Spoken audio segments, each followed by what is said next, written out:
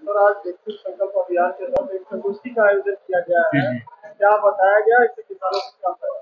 देखिए, ये चहुनिया विकास खंड में रामगढ़ गांव में यह कार्यक्रम हो रहा है। वैसे तो 3 गांव में एक इस विकास खंड में हो रहा है, पूरे जनपद में 9 गांव में आज चल रहा है यह अभियान।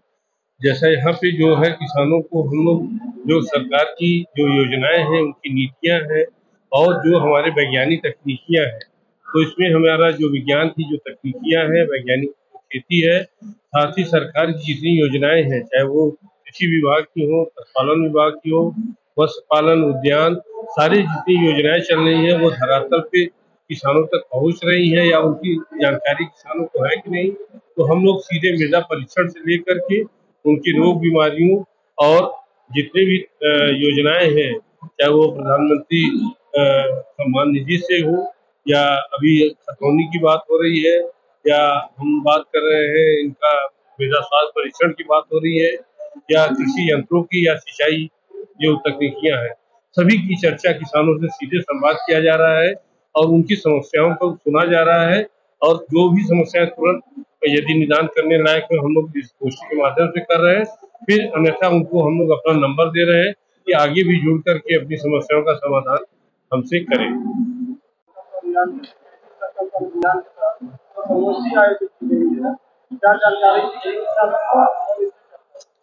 किसान भाइयों को विविध विषयों पर जानकारी दी गई। वो अपना मृदा परीक्षण कैसे कराएंगे और मृदा स्वास्थ्य कार्ड जो उनको प्राप्त होता है उसकी जो संस्तुतियां हैं उनको कैसे जो है वो अमल में लाएंगे जो है, इस बातों की जानकारी जो है हमारे कृषि वैज्ञानिकों द्वारा दी गई है। और जो जलवायु परिवर्तन जो हो रहा है, ग्लोबल वार्मिंग हो रही है, उससे हमारी फसलों पर उत्पादन पर प्रभाव पड़ रहा है।